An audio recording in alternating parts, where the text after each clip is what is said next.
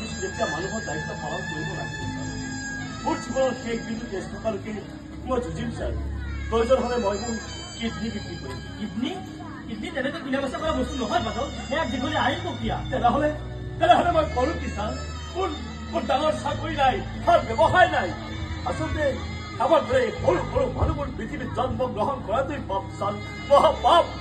এনে আৱেগিক কথাৰে তুমি মিটিঙৰ মানুহক মুক্ত কৰিব পাৰিবা, কিন্তু এই হস্পিটেল কৰ্তৃপক্ষক লৰাব নোৱাৰিবা বাদল। জানো আৰু হস্পিটেলখনৰ মই এটি ক্ষুদ্ৰ অংশহে মাত্ৰ। মই জানো ছাৰ, আপুনি এজন অসহায় প্ৰাণী।